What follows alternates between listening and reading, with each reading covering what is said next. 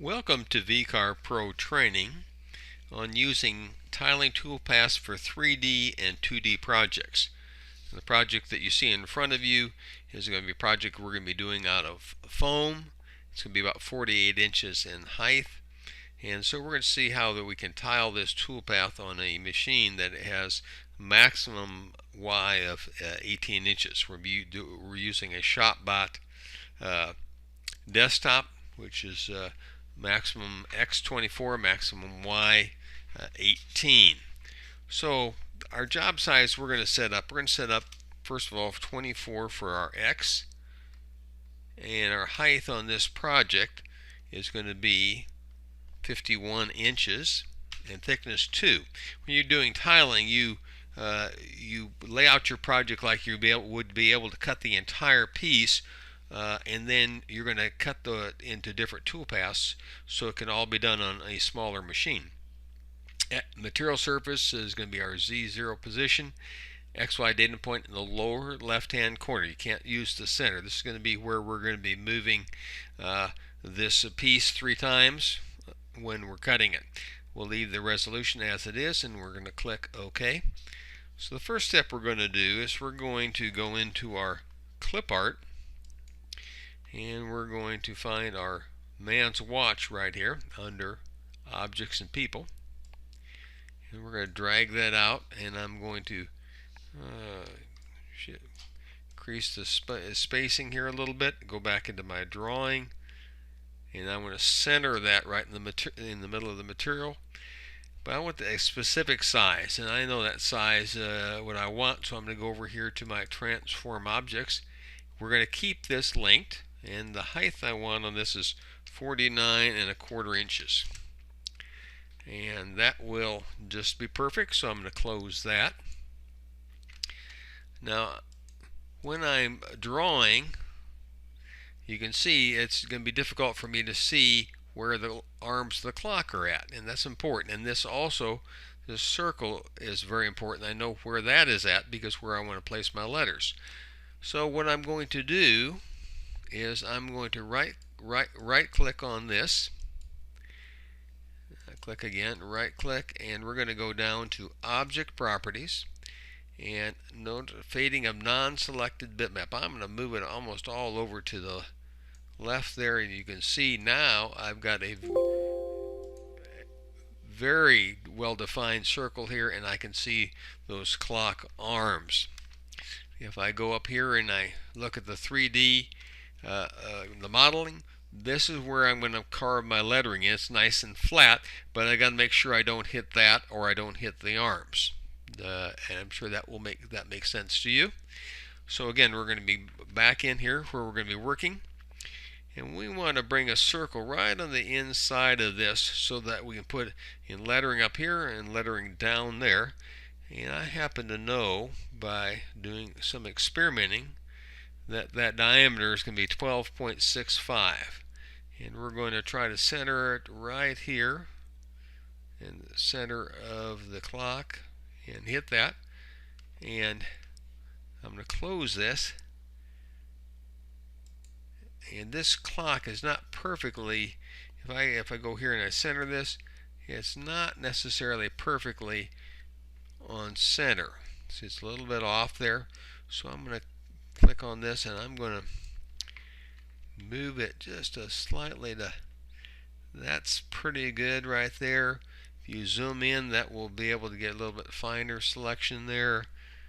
Okay, move a little bit here, a little bit to that side using my keyboard arrow keys. Okay, that looks pretty good. Okay, so next thing I'm going to do, I'm going to click to deselect my circle. I'm going to click any place outside that circle. I'm going to click into the ruler here, and I'm just going to hold my mouse key down, and I'm going to drag this down to about the center right there. Yeah, it looks pretty good. And then I'm going to click in this area again, and I'm dragging down a little bit more because I want to cut this circle into 2 arcs. If I tried to put text on there right now, I try to wrap it all the way around the circle, and that's I do not want to do.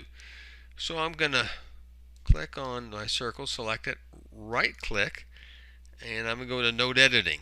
Now, the shortcut key is N. So if I press the N on my keyboard, it goes off and on. It's like a light switch. So consequently, that is the preferable way to do it. But you can always right click to do it as well. So I can see right here that this is right the center, so I can even get rid of this guideline right here, because I'll just go into this node right there, right click, and I'm going to cut the vector. Notice it shows green right there. Go over here, and I'm going to right click, and I'm going to cut the vector. Now I'm going to click on my bottom right there, and I'm going to go right to where this line is. Arrow's pointing on the line, and I'm going to cut the vector. Go over here again, right click, cut vector, or I can hit the letter C. So I'm going to click right here. See, we've selected this. So I'm going to hit the N for node editing and see if we've got that separated. Yes, we do. So all I have to do is the delete key on my keyboard, and we've separated that. And so I'm going to grab this, my mouse key, and just get it out of the way. So now we're ready to put some lettering in there. So we're going to go to text, and the text I want is Arial Rounded Bold. This is going to work perfect for this cutting in the foam, especially when the painting gets going on this. And so I want the rounded bold, and I'm going to, by playing around, 2 inches is going to be about perfect here. So I'm going to click in here, and I'm going to put It's Shopbot. It's a great maker of CNC equipment. I've got one, and I've bought 5 of them when I was teaching construction technology.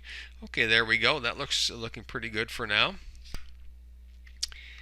And then I'm going to close this, and I'm going to open up my text on curve. It says, first of all, single line of text, which I have. Right click, and I'm going to click that top arc, and notice what happened. Not what I want. So it's what I want. I don't want it vertical. I want to align it to curve first of all. But what happens? It's on the wrong side of the curve, and I want it on the curve first of all, and I want it text on the other side. Okay, so that's the starting point. But I want it all the way to the left. There we go. And notice it's going to avoid that, but it's a little bit too large on that text there. So I want to scale the text to fit curve. And I'm going to adjust that right here, and that's a little bit more. I'm going to just adjust it a lot here, right here, and move it back just slightly there. There we go. That's looking pretty good. And then I'm going to close this, deselect that, and now I'm going to go over here to my text again, and we're going to type in time. Close that, select my curve right there, and I'm going to go into text on curve. Okay, keep vertical. We want this one to be on the curve, and we want to fill curve. No, we want to bring it down here, and a little bit smaller right there, and we want it in the middle. Okay, that's looking pretty good right there. And these text looks pretty good. I'm going to maybe increase this just a little bit more. So I'm going to go over here, and 42, that looks a little bit better. Okay, that's looking pretty good. So I'm going to close this. So now we're going to be doing some toolpathing in just a minute, but first of all, I'm going to click the letter F to fit everything in, and I'm going to select my model, my 3D model, and I'm going to go over to my modeling tools, and I want to put a little border around that so I can cut that out. So I'm going to go over here. It says create vector boundary around selected components. So I'm going to click that, and if we zoom in, over to drawing, go over to my selection mode, and I click here, and you see right there a vector has been created. So I'm going to F to fit again. Now I'm going to open up my toolpath right here. Cancel this. I do not want to close it. I just want to put it out there where we can see it. Come on, let's hit the pin first. There we go. Okay, so first thing I want to do is I want to do my 3D finishing toolpath on my object right here. And thickness, model thickness, we did not change. Okay, so we got thickness of 2. We got a problem here.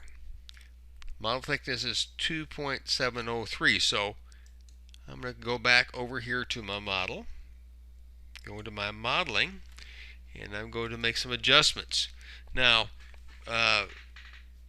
if we decided, well, we're going to slice this model up, which we can do, is slice it in different layers, and so we can add that little bit under 3/4 inch on the top. For most of that, it's going to be just these clock hands and very small piece right up here, and it's going to be hard to glue down on that, and this is going to consequently leave the bands pretty thin. So we're going to do a change of pace on this. This same vector that we created on the outside, we're going to actually cut a 2D tiling toolpath to create a piece of 3/4 inch foam to go in the back and glue it on the back, give it a little bit more depth and rigidity. So I'm going to go over here, I'm going to click 2, space bar to enter that, and I'm going to close that. Okay, get back to our drawing tab. Now I'm going to go into my material thickness. Okay, it's saying we're okay. I'm going to have no gap above the model. Everything else is okay. Rapid gaps at 0.2, that's fine. A Z gap above the material, that's for the home. I'm going to put that at 1/2 inch, 0.5. And I'm going to click OK. Now we're in the finishing toolpath. Now something this large, we can go with a 1/4 inch ball nose. I'm going to click Edit. And because this foam is pretty forgiving, and this is a pretty large project, so I don't want it to take forever, I'm going to do a 15% step over. If it was an 1/8 inch ball nose, I would limit to 10%. And the feed rate, we're going to go at 3.7 inches per second for your plunge and your feed rate. I'm going to click OK for that. And we're going to do the model boundary for the machining limits. And we're going to do a raster. We want it vertically up and down. That's 90 degrees there. Through 3D finish. Watch. Vertical. And I'm going to calculate that. And we're going to see, I'm going to preview selected toolpath. I want to use a solid color, which is gray, which is fine. Good. Okay, so it looks fairly good right there.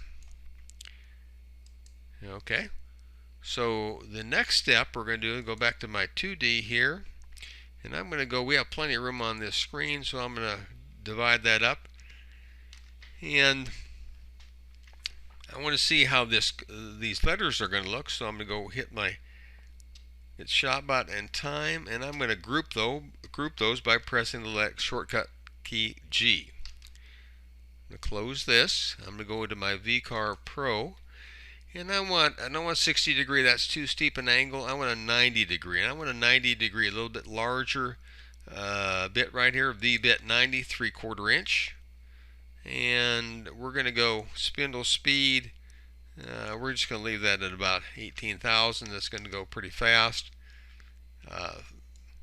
Feed rate on this, This foam will cut easily. 3, plunge rate fast, 2 inches per second, and step over about 3% on this, and we're going to apply and click OK, and put VCarve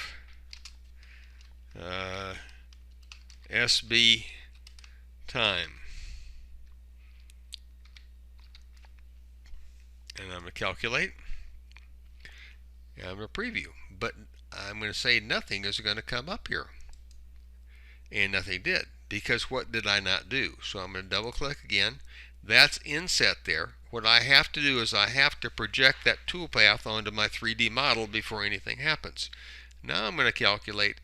Now I'm going to preview selected toolpath, and that looks pretty good. And I'm going to give that a color. So it says toolpath color. I'm going to click over here and I'm going to give it a blue. That looks great on that. I'm liking that very much, and that looks perfect on that. Well, we're still here. I'm going to go back to my 3D Finish vertical here. Now on the ShopBot Desktop and ShopBot Desktop Max, you don't have speed control on your spindle router. Larger machines you would. And I'm going to go back in here and edit. And right here I've got that spindle speed geared all the way down to 10,000 RPM. Well, why is it so low? One reason is, again, foam is very, very soft. And 2, if you're going too high a speed, it creates enough friction so that foam material will even weld to this bit. And that has happened to me before. So we'll leave that at that point. The reason why we're going with the higher speed on the other one is because it's going to take a very short time to cut that out. It's not going to be a problem heating up like it would be on these long passes right here. So we're going to close this. Everything's good to go. Okay, so we're going to do one more thing right here. We're going to do a profile, and cut depth 2.01 is pretty good because foam, you're not going to be going through that. We're going to clean it up at the bottom. We're a 1/4 inch bit. We want it on the outside. And do we want to add tabs? Yes, we want to add tabs. We want a 1-inch tab, 0.13 thickness. We don't want a 3D tab because those tabs are going to have to hold that piece as we're stretching it out when we're doing the tiling. So we're going to edit tabs, and we're going to click over here, and we're going to put some tabs right along here and on either side of our watch. There's another one here, and then 2 on the bottom right there. Okay, that's looking pretty good. So I'm going to close this, and ramps are not critical on this, again, because this foam is so soft. And we're going to put watch cut out with tabs, and we're going to calculate that. Yes, we want to cut through the material, and we're going to preview selected, and you can see right there there's some tabs there. Now I'm going to create another toolpath, duplicate this one, and we're going to get in here. We're going to take off the tabs, and we're going to put this one, cut out no tabs. Okay, and the reason we're going to do that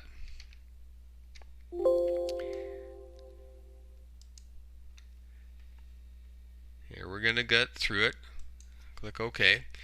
The reason we're doing that is because I like to be able to see how this watch is going to look like after those tabs are cut out.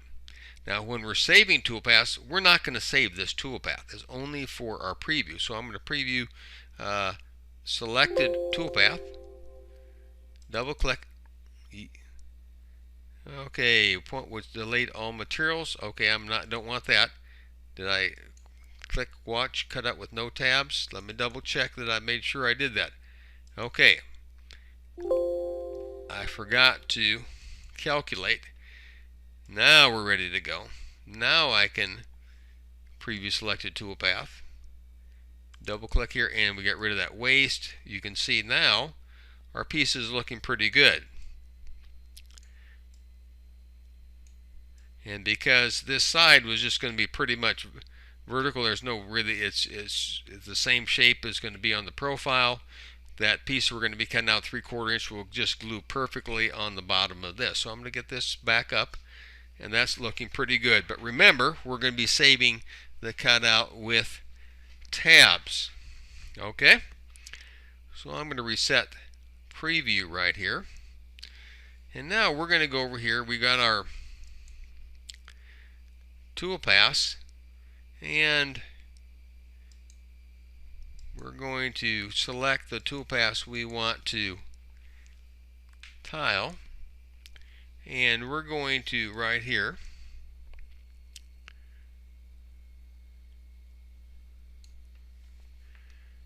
take a look. We want to tile those toolpaths, and we want the feed through on the Y. Some machines you're going to feed through on the X. This is on the Y. So we're not going to have to cut it into individual tiles. We're going to feed it on through. And I want the tile overlapping because when that when it gets to the limits, I want it to overlap so that the bit, the radius of the bit, will not give me a little curved area there. So it's going to overlap 1/4 inch, be very safe on that. Okay, so I'm going to update my tiles on there, and my tile height is 51. Well, there's my problem. My machine doesn't go to 51. It only is going to go safely to 17. Now I'm going to update my tiles, and now you see right there each individual piece. So right there I've got tile 1. Okay, and then I'm going to go here, click here for tile 2. That's going to be cutting that particular piece. And then we're going to go over here, tile 3, and that's going to cut the top right there. So now we're ready to save those. So we're going to have right along the 0 axis right here for the X, and we're going to move it right in line with that. So I'm going to mark my starting place 3 places at 17 inches, and that's where I'm going to move to when I do the tile 1. I'm going to start here, I'm going to move it forward to get tile 2, and then the last one will be tile 3. Okay, so if we're going right here, we can go here to this area right here, and I'm going to go into preview, and I'm going to preview all toolpaths for that tile. Here we go. And then I'm going to move it to tile 2, preview all toolpaths for that. And then I'm going to go to tile 3, and I'm going to preview all toolpaths for that. So that looks pretty good there. So now what I want to do is I'm going to save, starting with tile 1, close, and I want to save. Okay, so I want to output tile toolpaths. Okay, watch, cut out, no tabs. Okay, so I want to output all visible toolpaths. So right there, okay, and right there it says watch, cut out with tabs, VCarve Pro, and 3D Finish. So I've got 3 tool changers there. Now you can, with the ShopBot tool changer, it can actually warn you and to tell you to change a bit, and you can do it manually, but I usually like to do it one at a time. So I'm going to click Save Toolpath. Okay, and we're going to leave it at this place right here under the Tiling Toolpath project, and we're going to put watch shot time. Okay. And we could save that toolpath right there. Save. Okay. So this time, instead of saving all three together, I might want to save them separately. So output tile toolpath right here. Okay. Right there it's got the 3D finish ball nose vertical. So I'm going to save that toolpath. Okay, now notice when I saved it the first time, it has tile 1, tile 2, tile 3, and then it's going to ask for a tool change right there at those times. I can do it that way, and I can stop, zero at that, and it'll pause and zero, then start running that file. Or I can do it this way. Sometimes I like to be on the safe side, so I'm just going to save this one toolpath, save toolpath, 3D finish watch vertical, click save. Go to the next one, select that, tells me that's the V bit, and I'm going to save the tile toolpath. Now notice it created what? My 3D finish right there. 3D finish 1, 3D finish 2, and 3D finish 3. Okay. This time I'm going to click my VCarve, go over here, and then watch output with tabs, back over here, save toolpath, and it's already given my V and it's given me my finish, and save it right there, and we're good to go. Okay, so we're good to go with those.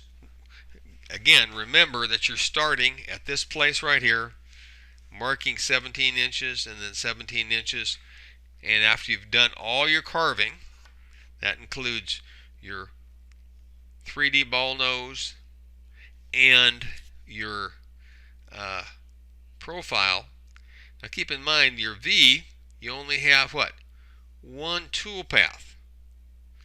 So if you went back in and noticed the VCarve, you're not going to have three tiles because it's only on the center tile right there. And let's get back into my 2D view. It's only on this center tile, and you can see where that's laid out, that it will have the V-bit. So you're only going to need to put that V-bit one time, where you're going to have a tool change from your ball nose bit for your 3D finishing to your cutout. There'll be a tool change every time you move your piece. Okay, so we've got that. We're going to go ahead and save this, and then we'll start on our next component. Now that we're done with our 3D tiling toolpaths, we're going to hide our tiling manager right here. We're going to select our outside parameter right there, the profile on the outside, and I'm just going to copy that. Control C to copy. We could do this a number of ways. I could just change the thickness. We'll just create a new file so you can see how this is done a little bit simpler without any distractions. So I'm going to go File, a new one, and yes, we'll save that file right here. This is going to be shotbot time. Save. And then we're going to go File, go back File, New. And again, we're going to go with the single-sided up here. Same dimensions, except thickness is going to be now a 3/4 inch piece of foam. Everything else is stay the same. And we'll click OK. And then I'm click right here in the middle. And I'm going to paste, and there is our profile, and it's already centered. I don't have to worry about that. I'm going to bring out our toolpath right there, and all we're going to need to do is create a profile, except this time the depth is not going to be 2.01 is going to be 0.76 to get through the foam. Quarter inch select right here. We're going to edit that. Speeds are going to be okay. 14,000 is okay. It's going to go through this very fast.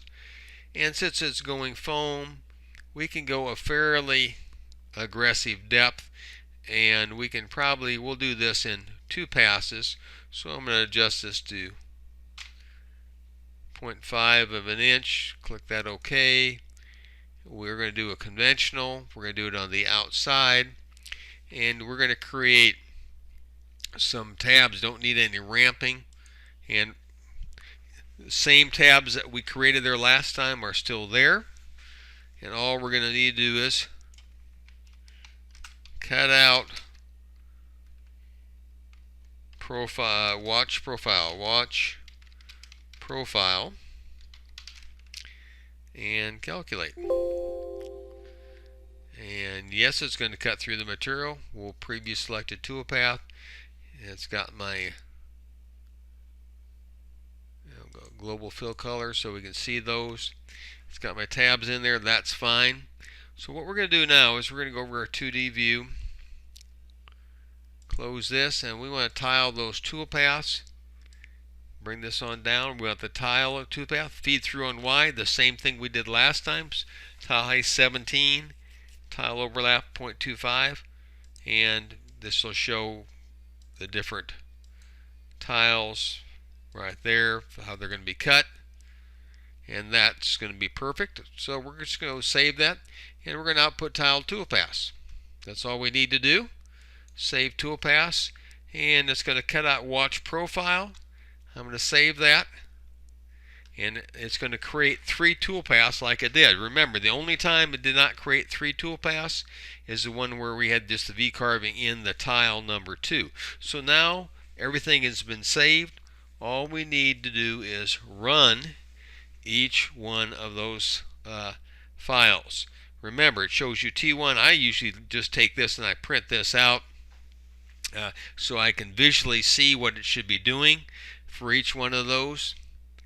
So over here, again, I can see that, what that's going to be doing. That's just going to be cutting out this piece right here in the center, and then this is the bottom, that's the top for this one. And so that will give me a bearing. So again, on this edge, I'm going to go up here, mark 17 inches, and go from there to 17 inches. So right on the mark, right at my 0, XY coordinates, 0, 0, that's where I move it right down to here, fasten it, fold it down, and then do the tile 2, move it one more time. Usually by that time I have something supporting, and you have a done deal. It's that easy. Thank you very much.